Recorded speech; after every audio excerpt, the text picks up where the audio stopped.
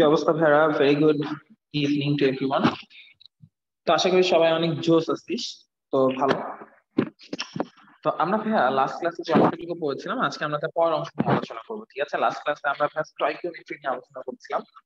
তো আজকে আমরা যে স্টয়কিওমেট্রি পড়বো, স্টয়কিওমেট্রি একটু ডিটেলস এ দেখবো এবং একটু ডিটেলস এ দেখবো যে আসলে স্টয়কিওমেট্রির সাথে আর কি কি কানেক্টেড আছে আমাদের, আর পড়ার মতো আসলে আর কি কি রয়েছে। ঠিক আছে, তো চলেন আজকে আমরা এক এক করে শুরু করি এবং আমরা দেখি ভাইয়া যে আর কি কি আছে এবং আর কি কি আমরা পড়তে পারি এবং আমরা কি কি পড়ে আমাদের নলেজ গুলো আরো এনরিচ করতে পারি। ঠিক আছে, তো ভাইয়া আমরা চ্যাপ্টার 6 নিয়ে আলোচনা করছিলাম। ওকে, আমার যতটুকু মনে পড়ে লাস্ট ক্লাসেও ভাইয়া আমরা চ্যাপ্টার 6 নিয়ে আলোচনা করেছিলাম। আমরা চ্যাপ্টার 6 এর একদম লাস্ট পোর্শনের দিকে আছি।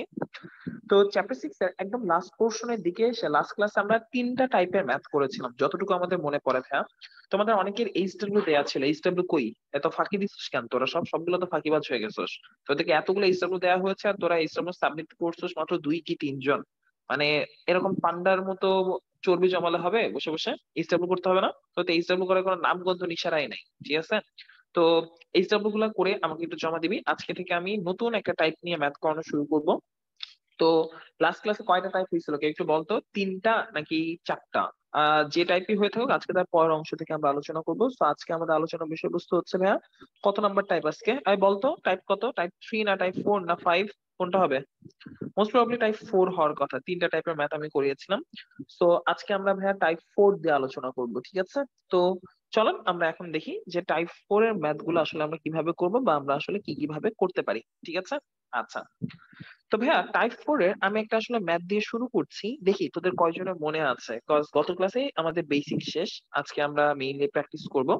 তো চলেন এখন আমরা টাইপ 4 থেকে ম্যাথ দিয়ে আলোচনা করি। যে সবাই কোশ্চেনটা লেখ। 20 গ্রাম ক্যালসিয়াম কার্বনেটকে 20 গ্রাম ক্যালসিয়াম কার্বনেটকে উত্তপ্ত করলে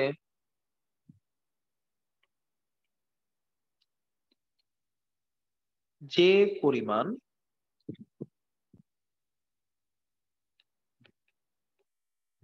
গ্যাস পাওয়া যায়, যে পরিমাণ গ্যাস পাওয়া যায় তা দিয়ে তা দিয়ে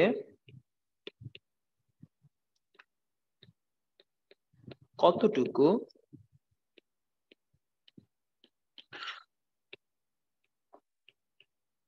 সোডা অ্যাশ প্রস্তুত করা সম্ভব? তা দিয়ে কতটুকু সোডা অ্যাশ প্রস্তুত করা সম্ভব? ঠিক আছে, ইংলিশ ভার্সন লেখেন।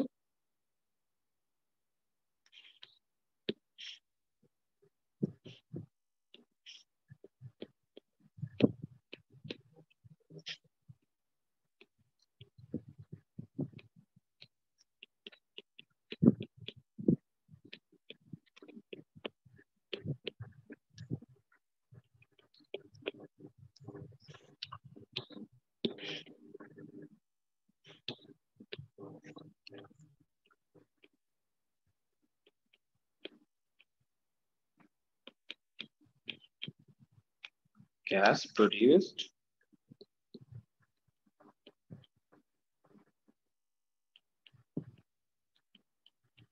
ওকে। তো খুবই একটা সিম্পল ম্যাথ দিয়ে আজকে আমরা ক্লাসটা শুরু করছি। তো সবাই তাড়াতাড়ি এই ম্যাথটার সলিউশন বল। সলিউশনটা কিরকম ভাবে করবি বা ম্যাথটা কিভাবে হবে? সবাই তাড়াতাড়ি কর, আমি তোদেরকে 2 মিনিট টাইম দিলাম। সবাই তাড়াতাড়ি চেষ্টা কর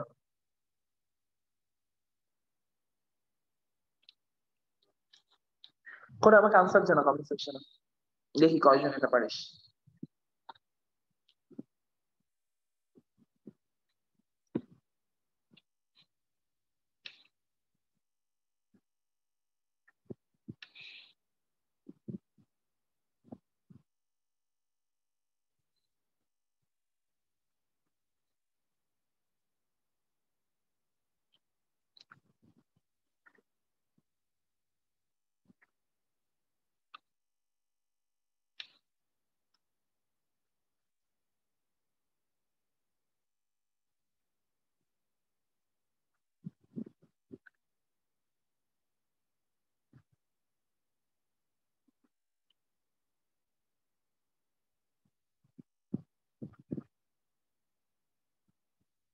কি অবস্থা ভাইরা?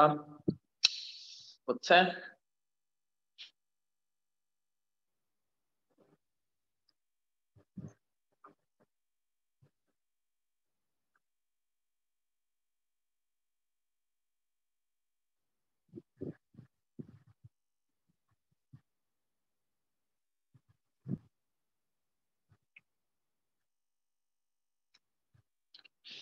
আচ্ছা, কতটুকু যদি বলে থাকে ভাইয়া তাহলে অলওয়েজ গ্রামে বের করবি।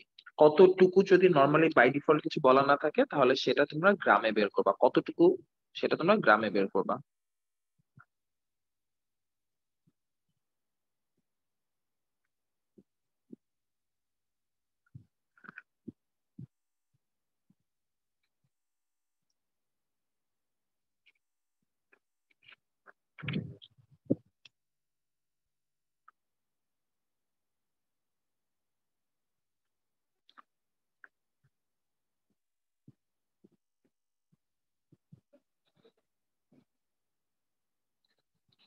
সবাই সিরাপটা করতে থাকো তাড়াতাড়ি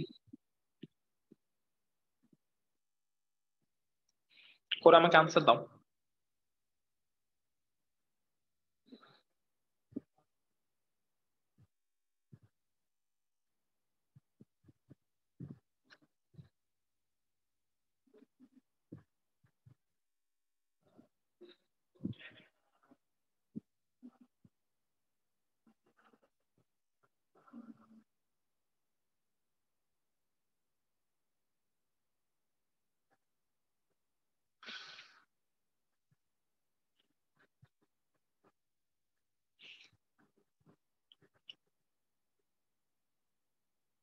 আচ্ছা,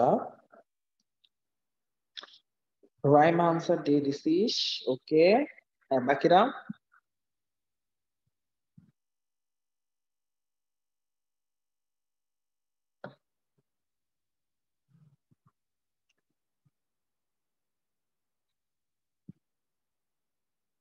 বাকিরা কি পারছেন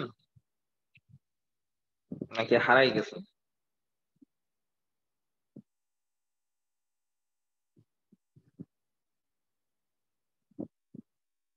হুম,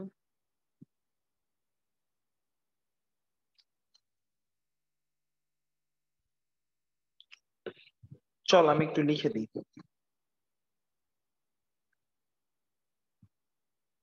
আচ্ছা, তো বাচ্চারা এখানে আসলে দুই স্টেপে জিনিসটা হবে, ঠিক আছে? আমি একটু সলভ করে দেওয়া শুরু করি, সবাই একটু দেখ। আচ্ছা, তো আমাদের এখানে দুই স্টেপে জিনিসটা হবে। তো দুই স্টেপ কিরকম একটু মনোযোগ দিয়ে খেয়াল করে দেখ। বলা হয়েছে ভাইয়া 20 গ্রাম ক্যালসিয়াম কার্বনেটকে উত্তপ্ত করলে যে পরিমাণ গ্যাস পাওয়া যাচ্ছে, ঠিক আছে? আমরা ম্যাপটা একটু খেয়াল করে দেখি যে যে পরিমাণ আমরা কি পাচ্ছি, যে পরিমাণ গ্যাস পাওয়া যাচ্ছে তা দিয়ে কতটুকু আমরা সোডা অ্যাশ বানাতে পারবো। তাহলে এটা আসলে দুই স্টেপে ভাইয়া, ঠিক আছে? ফার্স্টে বলা হয়েছে 20 গ্রাম ক্যালসিয়াম কার্বনেট, তাহলে আমাকে ফার্স্টে দেখতে হবে এই যে 20 গ্রাম ক্যালসিয়াম কার্বনেট থেকে যে পরিমাণ গ্যাস পাওয়া যায়, যে অ্যামাউন্টের গ্যাস পাওয়া যায়, তাহলে আমার ফার্স্ট টার্গেট থাকবে এই 20 গ্রাম ক্যালসিয়াম কার্বনেট থেকে আমি কতটুকু গ্যাস পাবো, আদৌ কি আমি গ্যাস পাবো, পেলেও আমি কি পরিমাণ গ্যাস পাবো, এটা হচ্ছে আমার স্টেপ ওয়ান। সেকেন্ড স্টেপে ওই গ্যাসটা দিয়ে, সেই গ্যাসটা দিয়ে আমরা কি করব, সেই গ্যাস দিয়ে কতটুকু আমরা সোডা অ্যাশ বানাতে পারি সেটা আমাদের টার্গেট। তাহলে দুই স্টেপে কাজ করতে হবে। ওকে, তো চল আমরা এখন একটু দেখি যে দুই স্টেপে আমরা আসলে কিভাবে করবো বা দুই স্টেপে করার ওয়েটা কি। আচ্ছা, আসেন আমরা এখন এক করে দেখা শুরু করি। তাহলে আমরা step one, step by step আমরা কাজ করি এবং আমরা দেখি যে আসলে আমরা এখানে কি কি করবো। স্টেপ ওয়ান, আমাকে আসলে ক্যালসিয়াম কার্বনেট থেকে কতটুকু গ্যাস পাওয়া যাচ্ছে সেটা দেখতে হবে। তবে হ্যাঁ, ফার্স্টে আমাকে বিক্রিয়া লিখতে হবে, আমাকে রিয়াকশন লিখতে হবে যে এখানে কোন বিক্রিয়া হচ্ছে। তাহলে এখানে সংশ্লিষ্ট বিক্রিয়া হচ্ছে এটা, যে ক্যালসিয়াম কার্বনেটকে ভাঙলে সে আমাদেরকে দিবে ক্যালসিয়াম অক্সাইড আর দিবে কার্বন ডাই অক্সাইড, ঠিক আছে ভাইয়া? তার মানে এই কার্বন ডাই অক্সাইড হচ্ছে আমার সেই ডিজায়ার্ড গ্যাস, যে গ্যাসটা তৈরি হওয়ার কথা বলা হয়েছে, এটা হচ্ছে আমার সেই ডিজায়ার্ড গ্যাস। ওকে, তো বলা হয়েছে আমাদের যদি ভাইয়া 20 গ্রাম নেওয়া হয়, ঠিক আছে? আমার কোশ্চেনটা ছিল এরকম যে যদি আমরা 20 গ্রাম নিই তাহলে কতটুকু গ্যাস পাওয়া যাবে। এখন আমরা তো দেখতে পাচ্ছি ভাইয়া যে এটার 1 মোল থেকে আমরা গ্যাস পাচ্ছি কয় মোল বলতো ভাইয়া? 1 মোল। আমার তো মোলের রিলেশন দরকার নেই, আমার দরকার যে এখান থেকে আমি যে পরিমাণ গ্যাস পাচ্ছি, যে কোনো পরিমাণে আমরা নিতে পারি, আমরা মোলের হিসেবেও করতে পারি, আমরা চাইলে গ্রামের হিসেবেও করতে পারি, যে কোনো কিছু করতে পারি। তো আমি সবকিছু গ্রামে নিয়ে করে দিই ম্যাথটা, ঠিক আছে। 1 মোল মানে কতটুকু ক্যালসিয়াম কার্বনেট বলতো ভাইয়া? 1 মোল মানে হচ্ছে 100 গ্রাম ক্যালসিয়াম কার্বনেট। তো 100 গ্রাম ক্যালসিয়াম কার্বনেট থেকে আমরা কার্বন ডাই অক্সাইড পাচ্ছি কতটুকু বলতো? কার্বন ডাই অক্সাইড পাচ্ছি 44 গ্রাম, তাই না? তাহলে আমরা এখানে কি বলতে পারি? আমরা এখানে কি বলতে পারি? From the reaction we can say that 100 gram calcium carbonate হতে কার্বন ডাই অক্সাইড পাওয়া যায় 44 গ্রাম। তাহলে 1 গ্রাম থেকে পাওয়া যাবে কত? আর আমাদের যে 20 গ্রাম বলা হয়েছে, 20 গ্রাম থেকে পাওয়া যাবে কত? তাহলে 20 গ্রাম থেকে পাওয়া যাবে 44 ইন্টু 20 ডিভাইডেড বাই হচ্ছে ভাই আমাদের 100। তাহলে ভাগ করে দাও, তাহলে ভাগ করে দিলে তোমরা কত পেয়ে যাচ্ছ? ভাগ করে দিলে তোমরা পেয়ে যাচ্ছ ভাইয়া 220। আচ্ছা 220 তো না, ডিভাইডেড বাই 5 করলে কত চলে আসে? এটা এটা বের করতো, এটা কত চলে আসে? ক্যালকুলেটরে বসাবো, বসায় দেখতো কত চলে আসে ভাইয়া। 44 ডিভাইডেড বাই 5, আনসার কত আসে? 44 ডিভাইডেড বাই 5, ইশরাক বলছিস 9.8, ঠিক আছে। তো আচ্ছা 9.8 গ্রাম চলে আসলো, ঠিক আছে, ওকে, ভালো কথা। তো 9.8 গ্রাম যদি চলে আসে, তাহলে এতটুকু আমার গ্যাস তৈরি হলো। বাচ্চারা একটু মনোযোগ দিয়ে খেয়াল কর কি বলা হয়েছিল। আমাদের বলা হয়েছিল ভাইয়া যে 20 গ্রাম ক্যালসিয়াম কার্বনেটকে উত্তপ্ত করলে যে পরিমাণ গ্যাস পাওয়া যায়, যে পরিমাণ গ্যাস, কত পরিমাণ গ্যাস পাওয়া যাচ্ছে বলতো ভাইয়া? এই যে 9.8 গ্রাম গ্যাস পাওয়া যাচ্ছে, ঠিক আছে। যে পরিমাণ গ্যাস পাওয়া যায়, কতটুকু গ্যাস পাওয়া যাচ্ছে ভাইয়া? 9.8 গ্রাম গ্যাস পাওয়া যাচ্ছে। আচ্ছা 8.8 হবে, আচ্ছা ঠিক আছে, একজন ভুল বলছিস, ওকে ঠিক আছে, আমরা এটা একটু কারেকশন করে নিই ভাইয়া, আমরা এটা একটু কারেকশন করে দিই। আমরা কারেকশন করে এখানে লিখে ফেলি ভাইয়া 8.8 গ্রাম, ঠিক আছে। তাহলে আমরা কারেকশন করে ফেললাম, কারেকশন করে আমরা লিখে ফেললাম 8.8 গ্রাম, অসুবিধা নেই, ঠিক আছে। আচ্ছা তো 8.8 গ্রাম, এই যে 8.8 গ্রাম গ্যাস পাওয়া যাচ্ছে, তো আমার বলা হয়েছে তা দিয়ে, মানে ওইটুকু গ্যাস দিয়ে, তা দিয়ে মানে অতটুকু গ্যাস দিয়ে, ঠিক আছে, তা দিয়ে বা অতটুকু গ্যাস দিয়ে কতটুকু সোডা লাইন বানানো যাবে, কতটুকু কি বানানো যাবে? সোডা, সরি, কতটুকু সোডা অ্যাশ বানানো যাবে সেটা আমাকে দেখতে হবে, ঠিক আছে। তো ভাইয়া আমরা বুঝে গেলাম কি? আমরা বুঝে গেলাম যে আমাদের কার্বন ডাই অক্সাইড তৈরি হয়েছে কতটুকু? 8.8 গ্রাম। এখন আমাকে বানাতে বলছে সোডা অ্যাশ। সোডা অ্যাশ কি আমরা কয়জন চিনি মনে আছে ভাইয়া? আমি তোদেরকে পড়িয়েছিলাম। সোডা অ্যাশ মানে কি? সোডা অ্যাশ মানে হচ্ছে ভাইয়া সোডিয়াম কার্বনেট। সোডিয়াম কার্বনেট কেমনে হয়? কার্বন ডাই অক্সাইডের সাথে যদি তোমরা সোডিয়াম হাইড্রোক্সাইডের বিক্রিয়া দাও, তাহলে তোমরা কি পাবা? তাহলে তোমরা সোডা অ্যাশ পাবা। তাহলে এই জায়গায় আমার এই যে কার্বন ডাই অক্সাইড ব্যবহার করা হচ্ছে না ভাইয়া, এই যে এই জায়গায় কার্বন ডাই অক্সাইড ব্যবহার করা হচ্ছে না। তাহলে আমাকে আসলে জানতে চেয়েছে যে যেই পরিমাণ কার্বন ডাই অক্সাইড এখানে তৈরি হলো, ওই পরিমাণ কার্বন ডাই অক্সাইড দিয়ে আমি কতটুকু সোডা অ্যাশ বানাতে পারবো। এটা হচ্ছে আমার টার্গেট, আমার টার্গেট হচ্ছে সোডা অ্যাশ বানানো। ওকে, আমি কতটুকু সোডা অ্যাশ বানাতে পারবো এটাই আমাকে জানতে চাওয়া হয়েছে, ঠিক আছে। তো আমরা তাহলে বের করি ভাইয়া, আমরা তো দেখতেই পাচ্ছি কি এটার 1 মোল সমতা হয়ে আছে না বিক্রিয়াটা, নাকি সমতা হয়ে নাই? ফার্স্ট কথা আমাকে এটা দেখতে হবে যে বিক্রিয়া কি সমতা হয়ে আছে নাকি বিক্রিয়া সমতা হয়ে নাই, ঠিক আছে। ফার্স্ট অফ অল বিক্রিয়াটা কিন্তু কমপ্লিট হয় নাই, ঠিক আছে ভাইয়া। ফার্স্ট অফ অল কথাটা হচ্ছে বিক্রিয়া কিন্তু আমার কমপ্লিট হয় নাই। তাহলে বিক্রিয়া কমপ্লিট করতে আমার কি করতে হবে বলেন তো ভাইয়া? বিক্রিয়া কমপ্লিট করতে গেলে আমার কি করতে হবে? বিক্রিয়া কমপ্লিট করতে গেলে অবশ্যই বিক্রিয়ার সমতা যদি করতে চাই, এর সাথে যে আমার পানি উৎপন্ন হবে সেটাও বলতে হবে, ঠিক আছে। রিয়াকশনে কিন্তু শুধু সোডা অ্যাশ হয় না, এর সাথে কিন্তু কি তৈরি হয়? পানিও তৈরি হয়, সেটাও আমাকে এখানে আনতে হবে, ঠিক আছে। তো সমতা করতে চাইলে কি করতে হবে? এখানে একটা 2 বসাই দিতে হবে, তাহলে সমতা হয়ে গেছে, ঠিক আছে। এখানে যদি একটা 2 বসায় দাও তাহলে কিন্তু তোমার রিয়াকশন সমতা হয়ে গিয়েছে। আচ্ছা তো এত কনসার্নিং কিছু না, আমরা দেখতে পাচ্ছি যে এইটার 1 মোল থেকে আমরা সোডা অ্যাশ পাচ্ছি কয় মোল? সোডা অ্যাশ পাচ্ছি 1 মোল। মানে এটার 44 গ্রাম থেকে আমরা সোডা অ্যাশ পাচ্ছি কত গ্রাম? 106 গ্রাম। ও ব্রো, আমাকে একটা পানি দিয়ে, ঠিক আছে।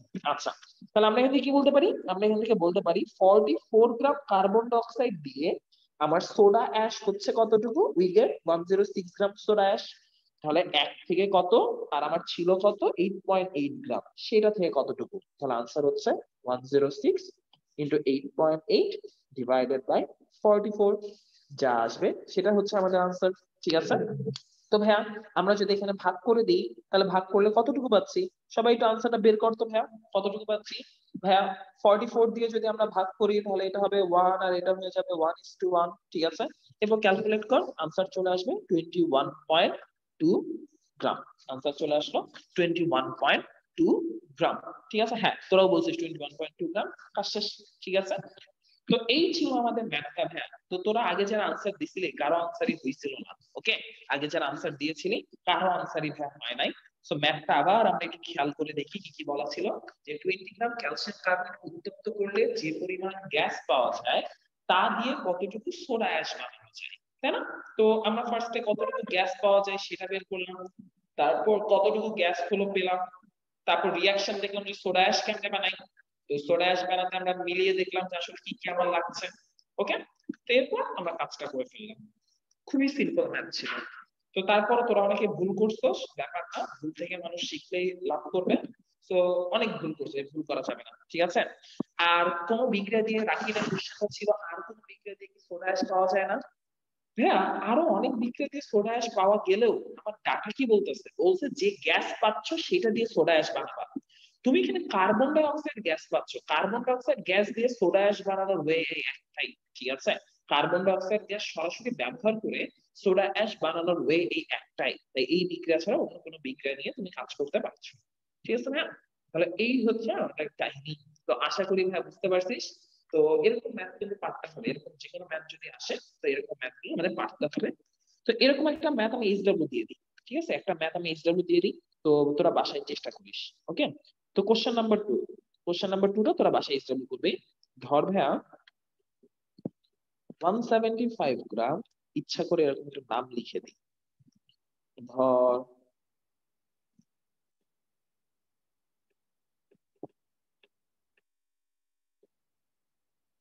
মার্কিউরিক অক্সাইডকে, কি লিখলাম আমি, মার্কিউরিক অক্সাইডকে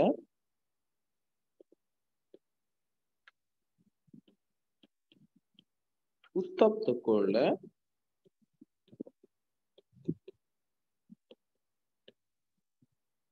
যে পরিমাণ গ্যাস উৎপন্ন হয়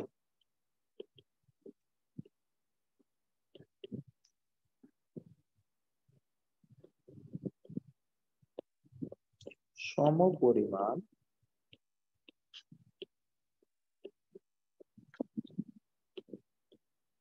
গ্যাস উৎপন্ন করতে KClO3 এর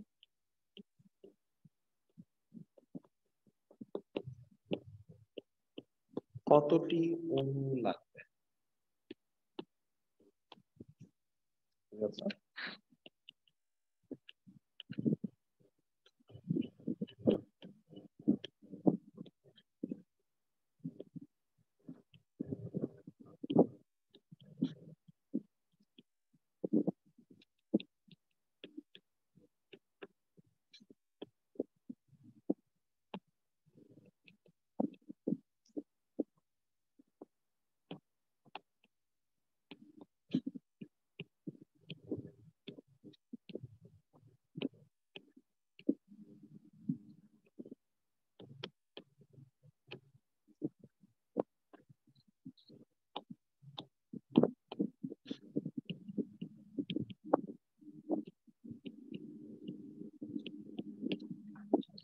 সিম্পল একটা ম্যাথ।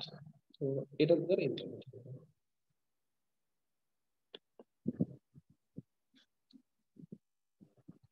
সবাই ম্যাথটা তুলে নেন, ঠিক আছে।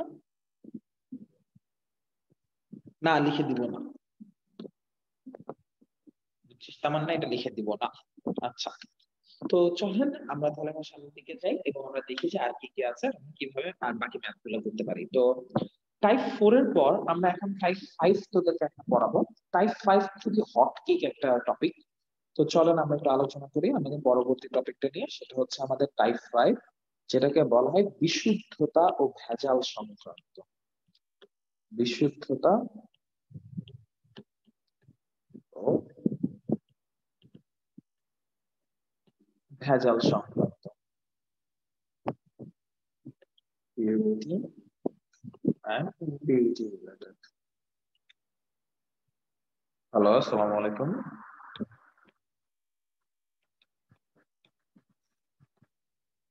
জি,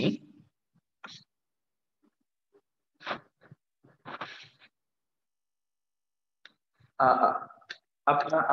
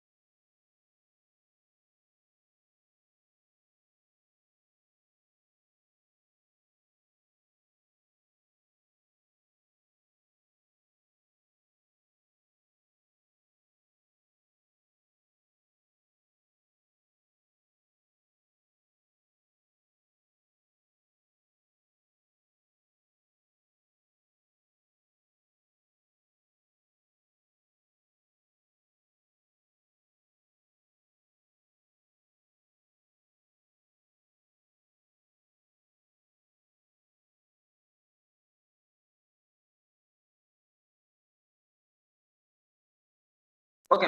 তো বাচ্চারা আমরা এখন একটু আলোচনা করবো বিশুদ্ধতা এবং ভেজাল সংক্রান্ত। তো ভাই আমরা কি সাধারণত কলেজে বা স্কুলে এই টাইপের ম্যাথ করছি? এই টাইপের ম্যাথ কিন্তু আমাদের জন্য ভালো লেভেলের ইম্পর্টেন্ট হ্যাঁ, ঠিক আছে। তো মনে রাখবেন ভাইয়া, আপনাদের সামনে যদি বোর্ড এক্সাম আছে, তো আমরা আসলে বোর্ড এক্সাম তো দিব, টেনে তো উঠতেছি ধীরে ধীরে, তো বোর্ড এক্সামও দিয়ে দিব। তো ভাইয়া বোর্ড এক্সামের জন্য এই টাইপের ম্যাথ সুপার ডুপার ইম্পর্টেন্ট, ঠিক আছে। This is very very important for board exam. তো আমি একটা কোশ্চেন দিই, তাহলে চলেন আমরা এখন দেখি যে কোশ্চেন গুলো কিরকম বা কোশ্চেন গুলো আমরা কিভাবে সলভ করবো, ঠিক আছে। তো চলেন আমরা এক এক করে দেখতে থাকি এবং আমরা এক এক করে ম্যাথ করতে থাকি, ঠিক আছে। তো আমি একটা কোশ্চেন দিই আমি ম্যাথটা শুরু করছি, সবাই একটু লেখা যে 90% বিশুদ্ধ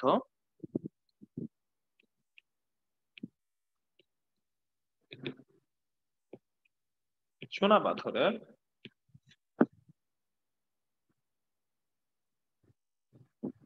150 গ্রাম নমুনাকে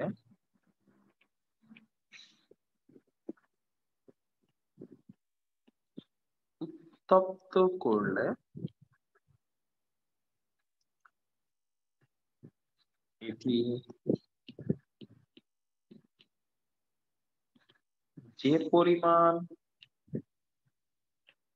চুন উৎপন্ন করে তা দ্বারা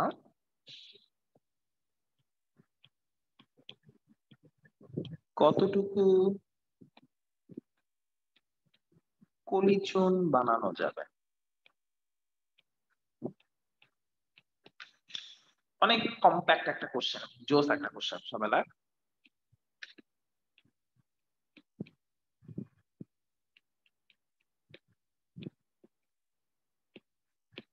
How much slackline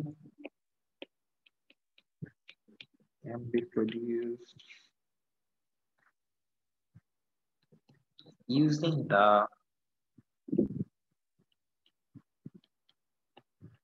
amount of lime produced? হ্যাঁ প্রীতম বল ভাইয়া। ভাইয়া কলিচুনটা কি? কলিচুন কি সেটা তো এখন বলবো না, এটা তো জানার কথা। ঠিক আছে, কলিচুন লিখছে, আচ্ছা বলে দিচ্ছি ভাইয়া, একটু ওয়েট কর, একটু পরে বলে দিচ্ছি। আচ্ছা, how much slack lime can be produced using the amount of lime produced from 90% pure 150 gram limestone sample. আমি স্ট্যাম্পল বানাই দিলাম কেন রে? এতটুকু স্যাম্পল। গুড্ডুস তাড়াতাড়ি বল এটা আনসার কি হবে? আচ্ছা, ফার্স্ট কথা, আমরা কলিচুন চিনি না অনেক পাবলিক আছে, ঠিক আছে? আমরা অনেক পাবলিক আছি যারা কলিচুন চিনি না। তো কলিচুন জিনিসটা ভাইয়া মনে রাখবেন ভাইয়া, কলিচুন যেটাকে ইংলিশে বলা হয় স্ল্যাকড লাইন, ঠিক আছে? কলিচুন বা ইংলিশে যেটাকে বলা হয়ে থাকে স্ল্যাকড লাইন। ওকে, বাংলা তো অনেক সময় এই যে বানান করে দেয় স্ল্যাকড লাইন, বা যেটা আরেক নাম হচ্ছে ভাইয়া মিল্ক অফ লাইন, ঠিক আছে? যার আরেক নাম হচ্ছে ভাইয়া মিল্ক অফ লাইন। কেমন অদ্ভুত না, লাইমের দুধ মানে কি? আচ্ছা, তো কলিচুন, স্ল্যাক লাইম বা মিল্ক অফ লাইম, এই দুইটা সবগুলো জিনিস হচ্ছে ক্যালসিয়াম হাইড্রোক্সাইড কে বলা হয়, ঠিক আছে? ক্যালসিয়াম হাইড্রোক্সাইড কে বলা হয়ে থাকে ভাইয়া কলিচুন, বা বলা হয়ে থাকে স্ল্যাক লাইম, বা বলা হয়ে থাকে আমাদের মিল্ক অফ লাইম। ওকে, ওই গুড্ডু তুমি একটু বুঝা যাও। আচ্ছা, এই গুড্ডুটা তো মোটা হয়ে গেছে কেন? Object eraser, pixel eraser. ও আচ্ছা, জাস্ট জিনিসটা নতুন আপডেটে চলে আসছে, গুড। তো এটাকে বলা হয়ে থাকে ক্যালসিয়াম হাইড্রোক্সাইড। আচ্ছা, তো এখন একটু কর, দেখি কয়জন পারস।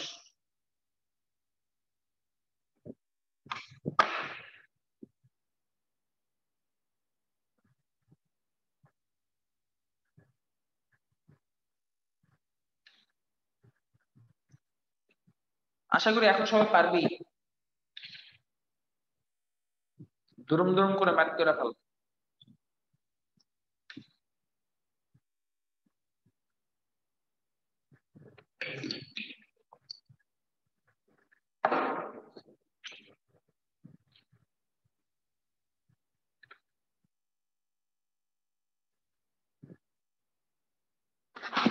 দেখি কে কে আসলো আর কে কে ফাঁকি দিল। ওই নুসরাত, তোর ক্লাস কয়টায় আর তুই আসছস কয়টায়?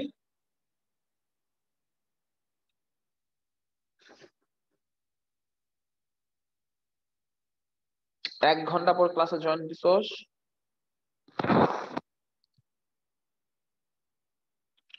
মাইশা, নাফিজা, ওয়াসি, তারপর হচ্ছে আর কি কে আসছে দেখি। ও আচ্ছা, এখন সুস্থ পিচ্ছি। মাইশা, নাফিজা, ওয়াসি, তামান্না, রাফসান, ইশরাত, মেঘলা, ইলা, ইতি, নুসরাত, রশিদ, ফয়সালা, প্রীতম, রাইমা, রাকিব, রোদেলা, ইরফান, হাসান, একটা, দুইটা, তিনটা, চারটা, সাতটা, আটটা। হাই রে। আচ্ছা, আস্তে আস্তে দেখ তাহলে, অসুবিধা নাই। ওকে, এই গুড্ডুস, তাহলে শেষ সবার?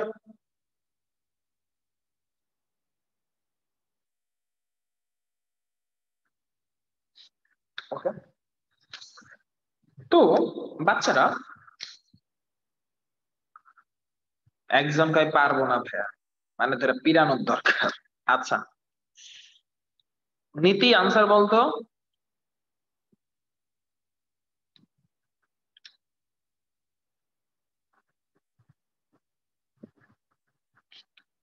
ওই আনসার ক।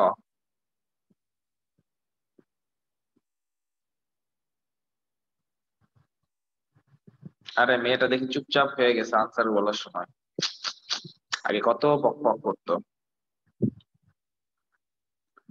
আচ্ছা, নাফিজা বলতো আনসার।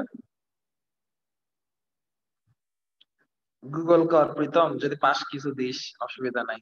নাফিজা বলতো। পারি না। জোস, চলেন আমরা এটা তাহলে সলভ করে দেখি। তো আই রাকিন, তোর নাই চ্যাপ্টার শেষ, আনসার তো দিলি না তুই। ওকে, তো আমরা এখন একটু মনোযোগ দিয়ে খেয়াল করি, এবং আমরা দেখি এই ম্যাথ গুলো আমরা আসলে কিভাবে করবো, বা এই ম্যাথ করার ওয়েটা কি, ঠিক আছে? তো চলেন আমরা এখন মনোযোগ দিয়ে খেয়াল করে দেখি যে জিনিসগুলো কিভাবে ভাবো। যে 90% বিশুদ্ধ চুনা পাথরের 150 গ্রাম নমুনাকে উত্তপ্ত করলে এটি যে পরিমাণ চুন উৎপন্ন করে। তো চল আমরা আবার একটু রঙিন দুনিয়াতে ফেরত যাই, চল একটু কালারিং করতে তো ভালোই লাগে।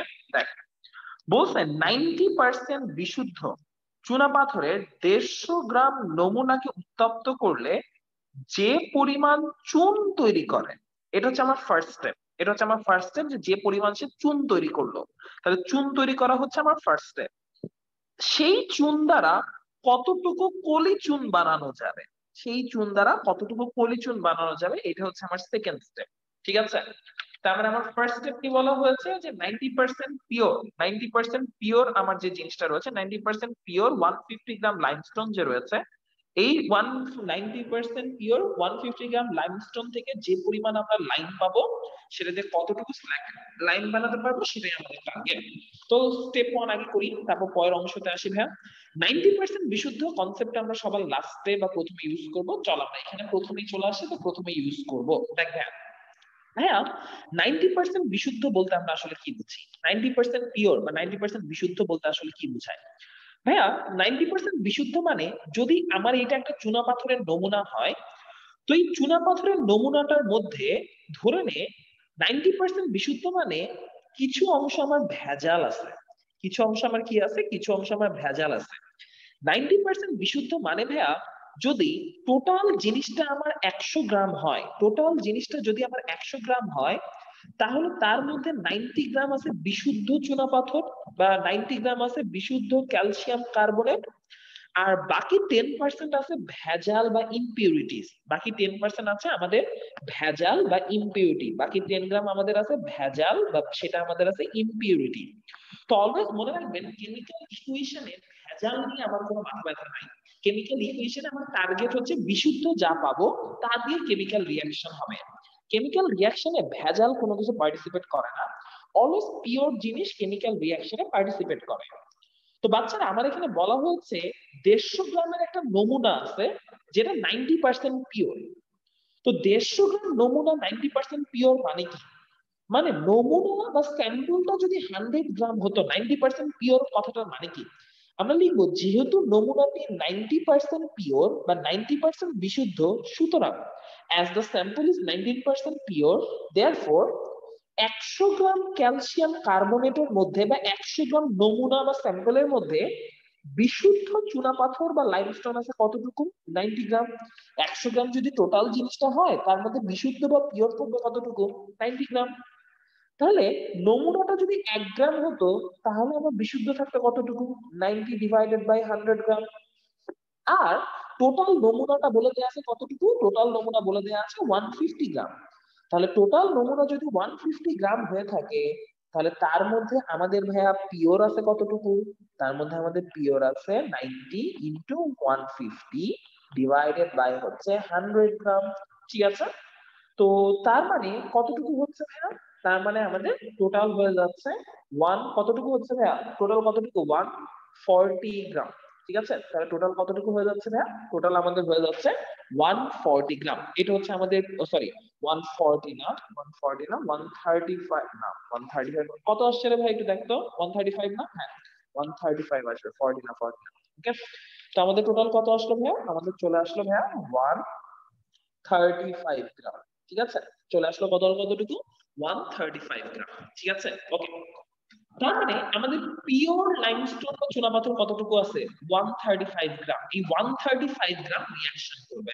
ওকে, এই 135 গ্রাম কি করবে, এই 135 গ্রাম ভাইয়া রিঅ্যাকশন করবে। তো চল আমরা এখন মেইন রিঅ্যাকশনে চলে যাই। রিঅ্যাকশনটা কি বলছে, যে 90 গ্রাম বিশুদ্ধ চুনা পাথরকে আমরা উত্তপ্ত করলে যে পরিমাণ চুন পাবো, যে পরিমাণ লাইম পাবো। ঠিক আছে, তো ভাইয়া চুনা পাথরকে উত্তপ্ত করলে আমরা কি পাই, চুনা পাথর বা লাইমকে আমরা যদি হিট আপ করি, তাহলে সেখানে আমরা পাবো ক্যালসিয়াম অক্সাইড আর পাবো কার্বন ডাই অক্সাইড। এই যে আমরা পেয়ে গেছে আমাদের সেই চুন। ঠিক আছে, এই হচ্ছে আমাদের সেই চুন। ঠিক আছে, তাহলে আমার বলা হয়েছে এই যে এতটুকুকে আমরা যখন হিট আপ করবো, তখন আমরা যতটুকু চুন পাবো, তাহলে চলো আগে আমরা বের করি কতটুকু চুন পাবো। তো চলো আমরা চুন বের করি কতটুকু পাবো এই 135 গ্রাম থেকে। আমরা 1 মোল থেকে, ওয়াসি আমি আনসার মুখস্থ নাই ভাইয়া, বের করে দেখতে হবে, 1 মোল থেকে চুন পাই আমরা 1 মোল, তাই না ভাইয়া? তা 1 মোল মানে কত গ্রাম, 1 মোল মানে এটা কি 100 গ্রাম না, এই যে আণবিক ভর বা মলিকুলার মাস যত 100 গ্রাম। আর এটার 1 মোল মানে কতটুকু, এটার 1 মোল মানে 56 গ্রাম। তার মানে আমরা বলতে পারি 100 গ্রাম বিশুদ্ধ চুনাপাথর থেকে 100 গ্রাম পিওর লাইমস্টোন থেকে লাইম বা চুন পাই 56। তাহলে 1 গ্রাম থেকে পাবো কতটুকু? আর আমাদের ভাইয়া ছিল কতটুকু বিশুদ্ধ? 135 গ্রাম। সেখান থেকে চুন পাবো কতটুকু?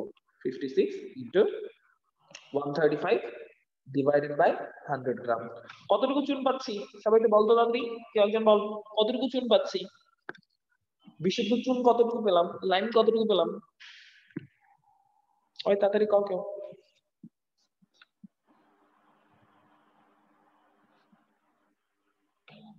ওই ক্যালকুলেটর টিপতে এত টাইম লাগে?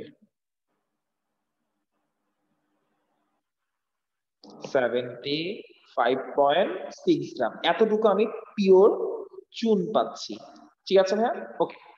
আমার কোশ্চেন কি বলছে ভাইয়া? কোশ্চেন বলছে সেকেন্ড ধাপে গিয়ে যে যতটুকু তুমি চুন পাচ্ছ, যতটুকু তুমি লাইম পাচ্ছ, সেই লাইমটুকু দিয়ে তুমি কতটুকু কলি চুন বানাতে পারবা, কতটুকু তুমি স্ল্যাক লাইম বানাতে পারবা, সেটা তোমার টার্গেট। ঠিক আছে, তো তুমি চুন কতটুকু পাচ্ছ? তুমি চুন তো পাচ্ছ এই যে 75.6 গ্রাম চুন পাচ্ছ। এই চুন দিয়ে তুমি এখন কি বানাবা? স্ল্যাক লাইম বানাবা, তাই না? তো স্ল্যাক লাইম জিনিসটা কি? ক্যালসিয়াম হাইড্রোক্সাইড না ভাইয়া? তো ক্যালসিয়াম হাইড্রোক্সাইড কেমনে বানানো যায় ক্যালসিয়াম অক্সাইড থেকে? যদি চার মধ্যে তুমি পানি দিয়ে দাও তাহলেই জিনিসটা হয়ে যাবে কি ক্যালসিয়াম হাইড্রোক্সাইড। বিক্রিয়াকে অলরেডি সমতা করা আছে না? ঠিক আছে, বিক্রিয়া তো অলরেডি সমতা বা ব্যালেন্স হয়ে আছে। তাহলে আমরা বলতে পারি এটার 1 মোল থেকে এটা পাওয়া যায় কয় মোল? 1 মোল পাওয়া যায়। ঠিক আছে, তাহলে এটা আসলে 1 মোল মানে কত গ্রাম? 56 গ্রাম। আর 56 গ্রামের সাথে এটা আমার কতটুকু পাওয়া যায়? এটা আমার ম্যাস কত আসছে? 74 গ্রাম। তাহলে আমরা এখন কি বলতে পারি? 56 গ্রাম থেকে আমরা পাই 74 গ্রাম পলিচুন বা স্ল্যাক লাইম। 1 গ্রাম থেকে পাই কত? আর আমরা পাইছিলাম কত? 75.6 গ্রাম। এই যে 75.6 গ্রাম পাইছিলাম, এখান থেকে পাই কতটুকু? 74 ইন্টু 75.6 ডিভাইডেড বাই 56। কত আসে এটা আনসার? যা আসবে সেটাই আমার ফাইনাল আনসার। কত আসছে? ভাই কত আসছে তাড়াতাড়ি কর।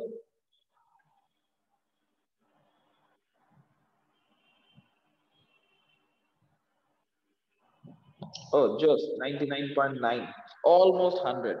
ঠিক আছে, জোস জোস একটা আনসার আসছে। ওকে, তো এই ছিল আমাদের ম্যাথটা ফ্যান, যে আসলে আমরা কি কি করলাম, কোন কোন ধাপে কি কি করলাম। ঠিক আছে, তো সিম্পলের মধ্যে গর্জিয়াস একটা ম্যাথ।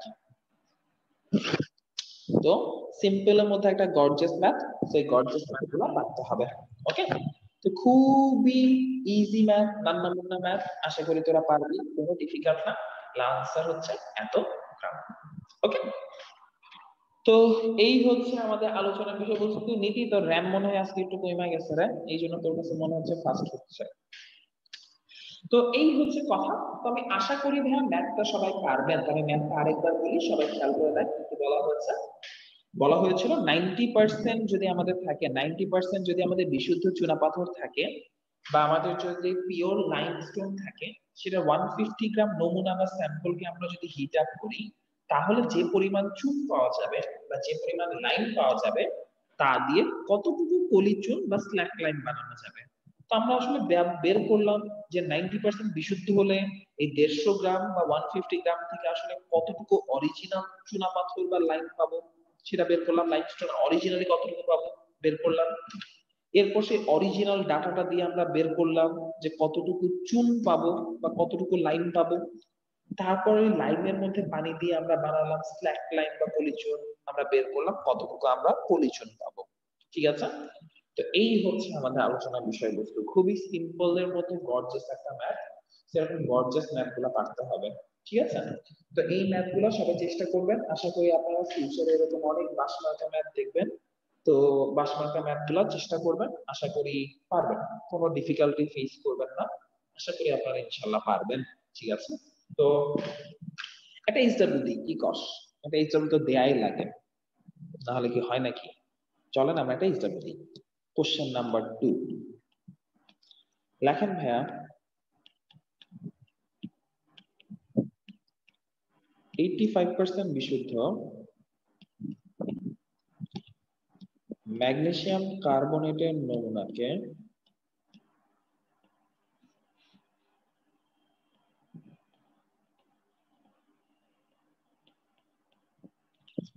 উত্তপ্ত করলে যে পরিমাণ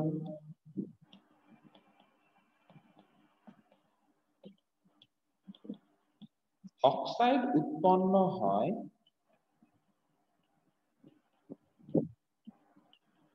তার সাথে HCl এর বিক্রিয়ায়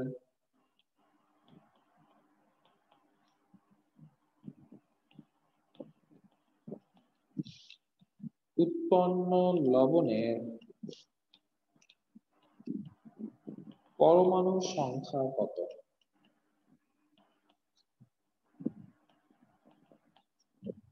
Okay?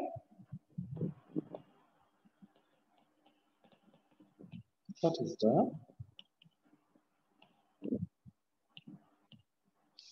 total number of atoms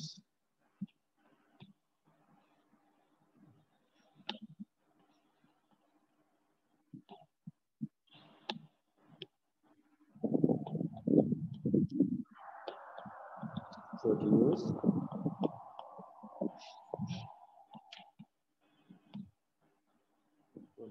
from the another line is this of the salt produced from the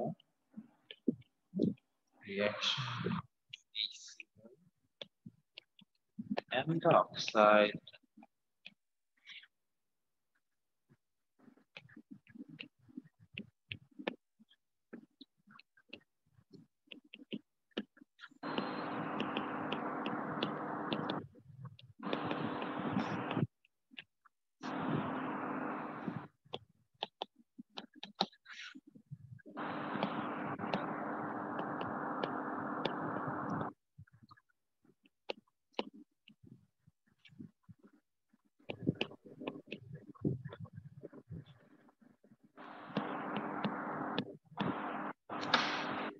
okay এই জিনিসটা একটু খেয়াল রাখিস এই ডাটাটা মিসিং হয়ে গেছিল ওকে এই ডাটাটা খেয়াল রাখিস আচ্ছা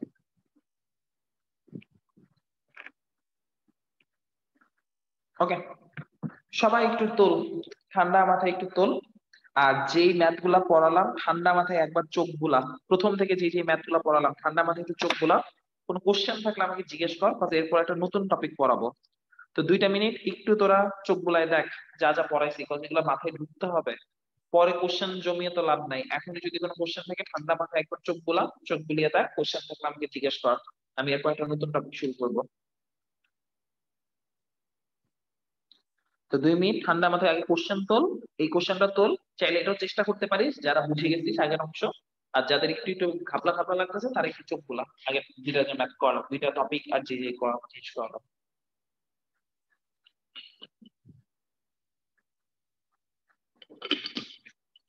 তাহলে এই টপিক গুলা বোঝা খুবই ইম্পর্টেন্ট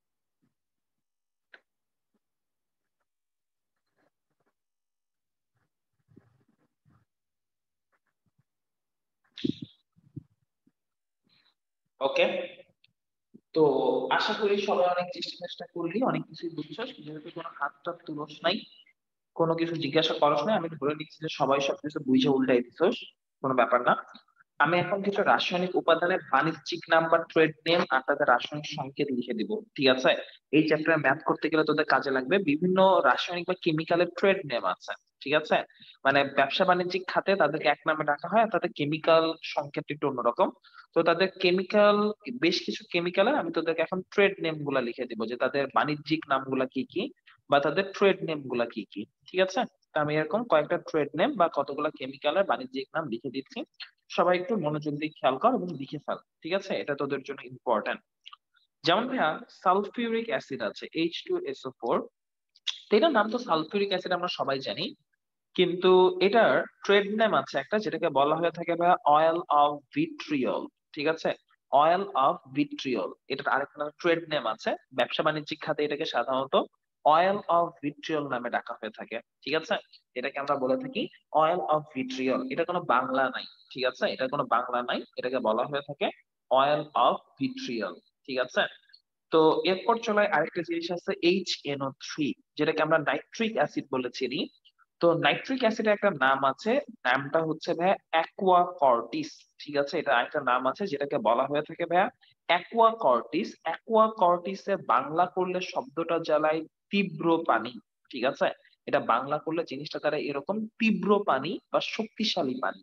ওকে, অ্যাকুয়া কর্টিস বলা হয় HNO3 কে, যার আরেক নাম হচ্ছে অ্যাকুয়া কর্টিস। অ্যাকুয়া কর্টিসকে বাংলা করলে জিনিসটা দাঁড়ায় এরকম যে তীব্র পানি। এগুলো মুখস্থ রাখতে হবে, ঠিক আছে, কিছু করার নাই। ঠিক আছে, আচ্ছা, তো চল আমরা এখন সামনের দিকে আগে এবং আমরা দেখি যে আর কি কি আছে এবং যেগুলো আমাদের খেয়াল রাখবে। যেমন ভাব এরপর যেটা আছে, যেমন সোডিয়াম কার্বনেট কে জানি আমরা কি বলেছিলাম, এটাকে আমরা বলেছিলাম সোডা অ্যাশ। ঠিক আছে, এটাকে আমরা কি বলেছিলাম, এটাকে আমরা বলেছিলাম সোডা অ্যাশ। সোডা অ্যাশেরও কিন্তু কোনো বাংলা নাই, সোডা অ্যাশই বলা হয়। ঠিক আছে, হ্যাঁ, এই যে সোডিয়াম কার্বনেটের সাথে যদি কখনো 10 অণু 10 মলিকিউল ওয়াটার থাকে, ঠিক আছে, 10 মলিকিউল ওয়াটার কানেক্টেড থাকে, তখন সেটাকে বলা হয়ে থাকে ওয়াশিং সোডা। তখন সেটাকে বলা হয়ে থাকে ওয়াশিং সোডা, বা যেটা বাংলা করলে দাঁড়ায় কাপড় কাচা সোডা। ঠিক আছে, যেটা বাংলা করলে দাঁড়ায় ভাইয়া কাপড় কাচা সোডা। ঠিক আছে, কাপড় কাচা সোডার রাসায়নিক সংকেত হচ্ছে সোডিয়াম কার্বনেটের সাথে 10 অণু পানি বা 10 মলিকিউল পানি। ঠিক আছে, এটা একটু মাথায় রাখবি। ওকে, আচ্ছা, ক্যালসিয়াম কার্বনেটের অনেকগুলা নাম আছে, আমি তোদেরকে পড়িয়েছিলাম। কি ছিল ভাইয়া বলতো, এটার একটা নাম ছিল ভাইয়া চুনা পাথর, বা যেটাকে ইংলিশে বলা হয়ে থাকে ভাইয়া লাইমস্টোন। ঠিক আছে, চুনা পাথর বা ইংলিশে যেটাকে বলা হয়ে থাকে লাইমস্টোন। এটার আরেকটা নাম আছে যেটা আমরা সবাই জানি, এটাকে সাধারণত চকও বলা হয়, চকের মেইন কম্পোনেন্ট হচ্ছে ক্যালসিয়াম কার্বনেট। ঠিক আছে, তারপর ভাইয়া কোরাল আছে না, এই যে সামুদ্রিক কোরাল, ঠিক আছে, এই কোরাল গুলার কেমিক্যাল কম্পোনেন্টও কিন্তু ক্যালসিয়াম কার্বনেট। এই যে কোরাল পাওয়া যায়, প্রবাল পাওয়া যায় যেগুলো আর কি, ঠিক আছে, তো এই জিনিসগুলোর কিন্তু মেইন কম্পোনেন্টও ক্যালসিয়াম কার্বনেট। তাই ক্যালসিয়াম কার্বনেটের আরেক নাম কিন্তু কোরাল বা প্রবাল, দুইটাই বলা হয়ে থাকে। ওকে, তারপর ভাইয়া আরেকটা আছে, ডিমের খোসার রাসায়নিক সংকেত কি? ডিমের যে খোসাটা পাওয়া যায় না ভাইয়া, সেটাও কিন্তু one type of calcium carbonate excel. ঠিক আছে, ডিমের যে খোসাটা থাকে ভাইয়া, সেটাও কিন্তু ওয়ান টাইপ অফ ভাইয়া আমার হচ্ছে ক্যালসিয়াম কার্বনেট। ডিমের খোসার রাসায়নিক সংকেতও কিন্তু ক্যালসিয়াম কার্বনেট বা এক্সেল। ঠিক আছে, আচ্ছা, আরেকটা আমরা যেটা নিয়ে আলোচনা করব, সবাই একটু মনোযোগ দিয়ে খেয়াল কর। এইগুলো তো বলা হয় বাংলা ভার্সন, একটু খেয়াল রাখিস, বাংলা ভার্সন একটু মারা খাবে এই জায়গাটাতে। এটার আরো দুইটা নাম আছে, আমি তোদেরকে পড়িয়েছিলাম। একটাকে বলা হয় সাজি মাটি, আর আরেকটাকে বলা হয়ে থাকে ভাইয়া খড়ি মাটি। এটা আরো দুইটা বাংলা প্রতিশব্দ আছে, একটা হচ্ছে সাজি মাটি আর আরেকটা হচ্ছে ভাইয়া খড়ি মাটি। ওকে, একটা হচ্ছে সাজি মাটি আর একটা হচ্ছে খড়ি মাটি, এই দুইটা জিনিস একটু মুখস্থ রাখতে হবে। ঠিক আছে, একটা হচ্ছে আমাদের সাজি মাটি আর আরেকটা হচ্ছে আমাদের খড়ি মাটি। এই কয়েকটা জিনিস একটু মাথায় রাখি, সেগুলো তোদের কাজে দিবে। ঠিক আছে, আচ্ছা, তো এটা গেল একটা কথা। এরপর চল আমরা সামনের দিকে আগে এবং আমরা সামনের দিকে দেখি আর কি কি আছে। ভাইয়া একটা লবণ আছে সোডিয়াম সালফেট সাথে 10 অণু পানি। ঠিক আছে, এই চ্যাপ্টারের সাথে আমাদের কাজে লাগবে, বিভিন্ন জায়গায় ওই যে বললাম না, যেমন এইসব জায়গায় আমি ম্যাথে বলছিলাম না যে চুনা পাথরের নমুনা বা এই লাইমস্টোন, তো এরকম এরকম জিনিসগুলো আসতে পারে, মানে ওই জিনিসগুলো না বলে দিয়ে এরকম নাম বলে দিবে যে এটা করো এটা করো, তখন তো আপনাদের সংকেত জানা লাগবে, তাই সংকেতগুলো আমি এই জন্য লিখে দিচ্ছি। সোডিয়াম সালফেট 10 অণু পানি, এটাকে বলা হয়ে থাকে ভাইয়া গ্লুবার সল্ট। ঠিক আছে, গ্লুবার লবণ, বা এটাকে বলা হয়ে থাকে ভাইয়া গ্লুবার সল্ট। ঠিক আছে, এটাকে বলা হয়ে থাকে গ্লুবার লবণ, বা এটা আরেক নাম হচ্ছে ভাইয়া গ্লুবার সল্ট। ঠিক আছে, আচ্ছা, তারপর আরো কয়েকটা জিনিস আমাদের একটু জানা লাগবে, সবাই একটু মনোযোগ পায়। KNO3 পটাশিয়াম নাইট্রেট, এটা একটা লবণ যার নাম হচ্ছে ভাইয়া নাইটার। ওকে, এটা একটা লবণ যার নাম হচ্ছে ভাইয়া নাইটার। ওকে, নাইটার নামে পরিচিত। তো নাইটার যদি বলে নাইটারের সাথে রিয়াকশন, তখন তো তোমরা হা হয়ে থাকবে কোত্থেকে আইলো। ঠিক আছে, নাইটার হচ্ছে KNO3। প্রত্যেকটা মুখস্থ করতে হবে ভাইয়া। ঠিক আছে, আই রিপিট, প্রত্যেকটা কিন্তু মুখস্থ করতে হবে। ওকে, তারপর ভাইয়া Fe3O4। ঠিক আছে, Fe3O4 এটার নামটা হচ্ছে ভাইয়া ম্যাগনেটাইট। ঠিক আছে, এটার নামটা হচ্ছে ভাইয়া ম্যাগনেটাইট বলে পরিচিত। ওকে, এটা আরেক নাম হচ্ছে ভাইয়া ম্যাগনেটাইট। ওকে, ম্যাগনেটাইট, এটা আরেক নাম হচ্ছে ম্যাগনেটাইট, এটা এই নামে পরিচিত। ঠিক আছে, তারপর ভাইয়া আরেকটা জিনিস একটু মাথায় রাখবি ভাইয়া, শুধু সোডিয়াম সালফেট। ঠিক আছে, এই যে সোডিয়াম সালফেট 10 অণু পানি যদি থাকে, 10 মলিকিউল ওয়াটার থাকলে সেটাকে বলে গ্লুবার লবণ। আর যদি শুধু সোডিয়াম সালফেট থাকে, তাহলে সেটাকে বলা হয়ে থাকে ভাইয়া সল্ট কেক। ঠিক আছে, তাহলে তার নাম হয়ে যায় ভাইয়া সল্ট কেক। এটা সাধারণত এসএসসি তে অনেকবার এসছে, যে সল্ট কেকের সাথে কারো রিয়াকশন বা সল্ট কেকের সাথে ওর বিক্রিয়া, এরকম কিছু, এরকম অনেক কমন জিনিস। তো সল্ট কেকটা খুবই ইম্পর্টেন্ট। ঠিক আছে ভাইয়া, পটাশিয়াম নাইট্রেটের আরেকটা নাম আছে, এই যে KNO3 জিনিসটা না, এটার আরেকটা নাম আছে ভাইয়া। এটা আরেকটা নাম হচ্ছে ভাইয়া সল্ট পিটার। ঠিক আছে, আরেকটা নাম আছে ভাইয়া, তার আরেকটা নাম হচ্ছে সল্ট পিটার। ওকে, তো এটাকে সাধারণত অনেক জায়গায় সল্ট পিটার নামেও ডাকা হয়। তো 1 মার্কের কোশ্চেনে জানতে চাইতে পারে যে সল্ট পিটারের রাসায়নিক সংকেত কোনটি বা কিরকম, এরকম নামগুলো আসতে পারে। আর দুইটা জিনিস শেখা লাগবে। ঠিক আছে, আর দুইটা জিনিস শেখা লাগবে, দুইটা জিনিস খুবই ইম্পর্টেন্ট। আর যে দুইটা জিনিস আমি শেখাবো, একটাকে বলা হয়ে থাকে ভাইয়া সোডিয়াম ক্লোরাইডের কিছু নাম আছে। সোডিয়াম ক্লোরাইড কি ভাইয়া? খাবার লবণ বা ইডেবল সল্ট। ঠিক আছে, এটা হচ্ছে আমাদের খাবার লবণ, ডেইলি যে খাবার লবণ বা আমাদের যে ইডেবল সল্ট রয়েছে, সেটা হচ্ছে আমাদের খাবার লবণ বা হচ্ছে খাদ্য লবণ যেটাকে বলি। এটা আরেকটা নাম আছে, যেটাকে বলা হয়ে থাকে ভাইয়া সৈন্ধব লবণ। ঠিক আছে, এটা আরেক নাম আছে, যেটাকে বলা হয়ে থাকে সৈন্ধব লবণ, বা যেটাকে আরেকটা নামে বলা হয় রক সল্ট। ঠিক আছে, আরেকটা নাম বলা হয়, এটাকে বলা হয়ে থাকে ভাইয়া রক সল্ট। ঠিক আছে, তো হিপ হপ রক করে, তো এই জন্য এর নাম হচ্ছে রক সল্ট, আসলে ওরকম না, এটা হুদাই বললাম। আচ্ছা, আর আরেকটা জিনিস মাথায় রাখবি, লাস্ট HCl। ঠিক আছে, HCl টা মাথায় রাখতে হবে। তো HCl টা কি ভাইয়া? HCl টাকে বলা হয়ে থাকে স্পিরিট অফ সল্ট। ঠিক আছে, এটাকে বলা হয়ে থাকে ভাইয়া স্পিরিট অফ সল্ট। ঠিক আছে, তো স্পিরিট অফ সল্ট, HCl কে বলা হয়ে থাকে স্পিরিট অফ সল্ট। তো ভাইয়া এই জিনিসগুলোকে মুখস্থ রাখার চেষ্টা করেন, এটা আপনাদের লাইফকে অনেক ইজি করে দিবে, জিজ্ঞালালা করে দিবে। ঠিক আছে, এই যে এই সালফিউরিক অ্যাসিড কে কি বলছি, এটাকে কি বলছি, এই প্রত্যেকটা জিনিস একটু মনে রাখার চেষ্টা করিস, এই জিনিসটা আমাদের জন্য খুবই ইম্পর্টেন্ট। ঠিক আছে, যে কোনো সময় যে কোনো জায়গায় কাজে লাগতে পারে, এই জিনিসগুলো একটু মাথায় রাখার চেষ্টা করিস। ঠিক আছে ভাইয়া, এই প্রত্যেকটা জিনিস চেষ্টা করবি একটু মুখস্থ রাখার। প্রথম প্রথম একটু কষ্ট হবে, বা ধীরে ধীরে দেখবি সবই মুখস্থ হয়ে গেছে। ঠিক আছে, ধীরে ধীরে দেখবি সবই মুখস্থ হয়ে গেছে, এখন ডিফিকাল্ট কিছু না। ওকে, সো প্রত্যেকটা আমি তোদেরকে পড়াই দিলাম, আশা করি প্রত্যেকটা তোরা মনে রাখবি, কোনো সমস্যা নেই। ঠিক আছে, এমন আহামরি ডিফিকাল্ট কিছু না, খুবই সুন্দর সুন্দর জিনিস। তো এমন ডিফিকাল্ট কিছু না, সবাই এই জিনিসগুলো একটু মনে রাখার চেষ্টা করিস। ঠিক আছে, যে কোনটাকে আসলে আমরা কি কি বলছি না বলছি। ওকে, তো এই হচ্ছে আমাদের কাহিনী। চকের বিষয়টা মনে রাখিস, ডিমের খোসা মনে রাখিস, নাইটারের কথাটা মনে রাখিস, প্রত্যেকটা। টোটাল কয়টা হলো ভাইয়া? গুণে দেখ, অনেকগুলো হয়েছে। এই প্রত্যেকটা একটু চেষ্টা করিস কষ্ট করে মনে রাখার জন্য। ঠিক আছে, তাহলে এই হচ্ছে আমাদের কাহিনী। এই কয়েকটা জিনিস আমরা একটু মনে রাখার চেষ্টা করবো। ওকে, এই কয়েকটা জিনিস যদি আমরা একটু মনে রাখতে পারি, তাহলে আমাদের হয়ে যাবে, এত প্যারা খাওয়ার কিছু নেই, ঝামেলা কিছু হবে না। ঠিক আছে, তো প্রথম প্রথম একটু কষ্ট হবে, পরে মনে থাকবে, আহামরি কিছু না। ওকে, তো আমরা তাহলে এখন একটা নতুন টপিক শুরু করবো ভাইয়া। ঠিক আছে, সবাই হেডলাইন দাও ভাইয়া, লিমিটিং বিক্রিয়ক। ঠিক আছে ভাইয়া, আমরা এখন একটা নতুন টপিক নিয়ে আলোচনা করবো, সবাই লাগবে ভাইয়া। আমাদের এখনকার টপিকটা হচ্ছে ভাইয়া লিমিটিং বিক্রিয়ক বা লিমিটিং রিঅ্যাক্ট্যান্ট। ঠিক আছে, তাহলে সবাই হেডলাইন দাও ভাইয়া, আমরা এখন করবো লিমিটিং বিক্রিয়ক বা আমরা করবো লিমিটিং রিঅ্যাক্ট্যান্ট, যেটাকে বলা হয়ে থাকে আমাদের লিমিটিং বিক্রিয়ক। আচ্ছা, তো বাচ্চারা লিমিটিং বিক্রিয়ক বলতে আমরা কি বুঝি, আগে ডেফিনিশনটা লিখি, তারপর সবাই লিখি। ঠিক আছে, বাংলা ভার্সন ডেফিনিশন লেখো ভাইয়া। রাসায়নিক বিক্রিয়ায়, দেখেন ভাইয়া, রাসায়নিক বিক্রিয়ার সময়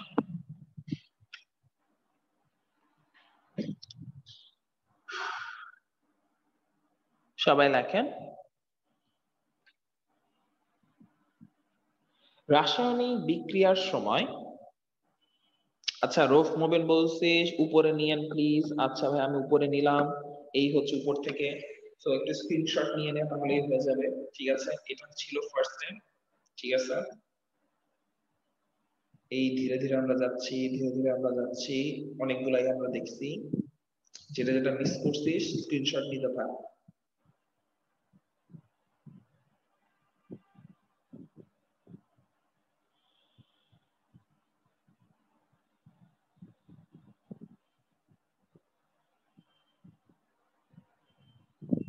ওকে, আরো যদি কিছু লাগে পরে রেকর্ডিং দেখে নিস। ওকে, সবাই লাগবে। রাসায়নিক বিক্রিয়ার সময় রাকিন, আমি একটা এক্সাম্পল দিয়ে দিব ভাইয়া, অসুবিধা নাই। ওকে, তো সবাই একটু লাগবে ভাইয়া যে রাসায়নিক বিক্রিয়ার সময় একাধিক বিক্রিয়কের মধ্যে, ডেফিনিশন লাইক, রাসায়নিক বিক্রিয়ার সময় একাধিক বিক্রিয়কের মধ্যে যে বিক্রিয়কটি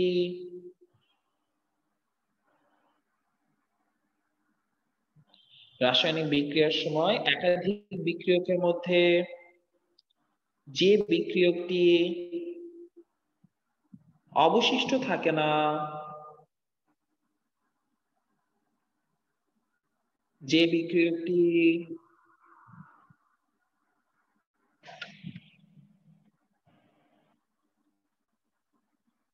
অবশিষ্ট থাকে না, অর্থাৎ যে বিক্রিয়কটি অবশিষ্ট থাকে না, অর্থাৎ আগে শেষ হয়ে যায়, যে বিক্রিয়কটি অবশিষ্ট থাকে না, অর্থাৎ আগে শেষ হয়ে যায়,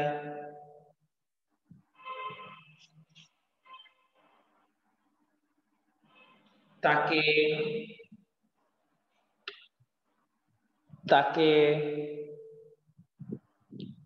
লিমিটিং বিক্রিয়ক বলা হয়। তাকে লিমিটিং বিক্রিয়ক বলা হয়। তাকে লিমিটিং বিক্রিয়ক বলা হয়।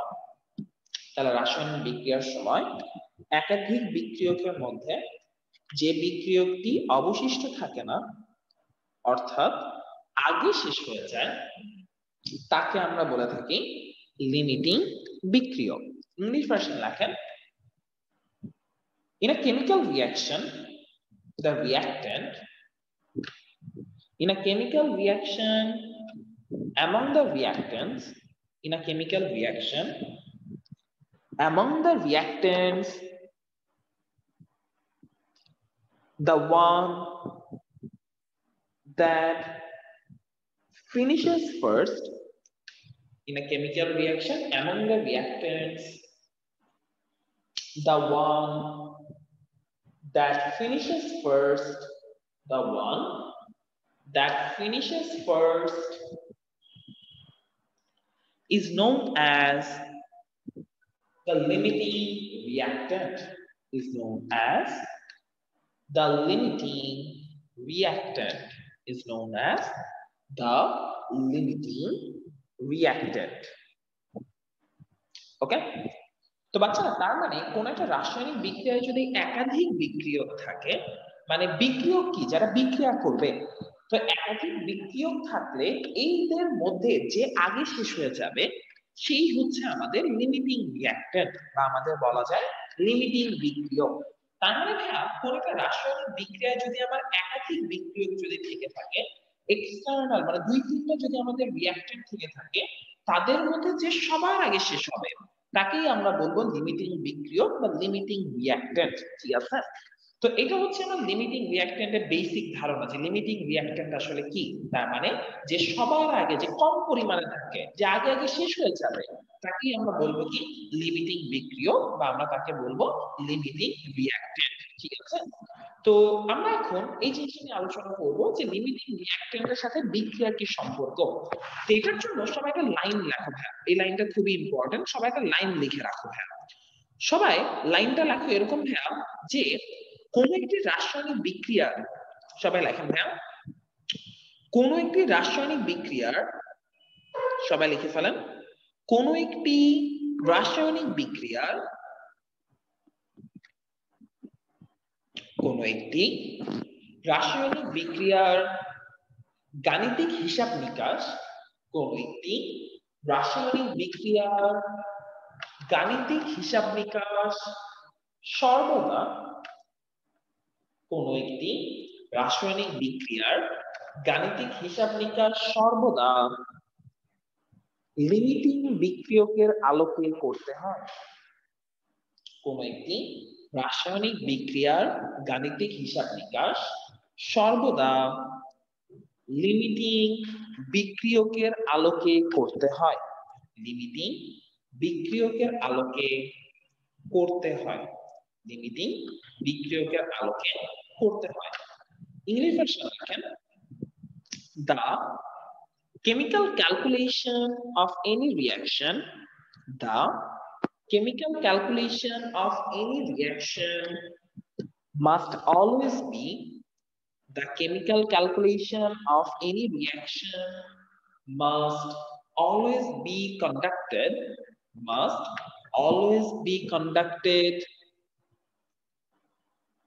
on the basis of limiting reactant, on the basis of limiting reactant, on the basis of limiting reactant। ঠিক আছে, তো তার মানে কোন একটা রাসায়নিক বিক্রিয়ার সকল হিসাব নিকাশ, ঠিক আছে, কোন রাসায়নিক বিক্রিয়ার সকল গাণিতিক হিসাব নিকাশ লিমিটিং বিক্রিয়কের আলোকে করতে হয়। মানে লিমিটিং বিক্রিয়ককে বেস ধরে যে কোনো একটা কেমিক্যাল রিঅ্যাকশনের হিসাব নিকাশ করতে হয়। আমরা যদি কখনো কেমিক্যাল রিঅ্যাকশনের হিসাব নিকাশ লিমিটিং বিক্রিয়কের আলোকে না করে অন্য কিছুর আলোকে করি, তাহলে আমাদের ক্যালকুলেশনে ইরর চলে আসবে। কিরকম ইরর চলে আসতে পারে, তো আমরা এই জিনিসগুলো নেক্সট ক্লাসে আলোচনা করব, আজকে আর আলোচনা করছি না। আজকে অলরেডি আমরা শুরু করলে এটা শেষ করতে পারবো না। আগামীকালের ক্লাসে আমরা একটু বেশিক্ষণ ক্লাস নেব ভাইয়া, আগামীকালের ক্লাসটা একটু দীর্ঘ হবে, একটু বড় হবে। তো আগামীকালের ক্লাসে আমরা এই টপিকটা নিয়ে আলোচনা করব যে আসলে কি করা হচ্ছে না করা হচ্ছে, ঠিক আছে। সেই জিনিসটা সবাই একটু খেয়াল রাখেন ভাইয়া। Okay, so that's all for today.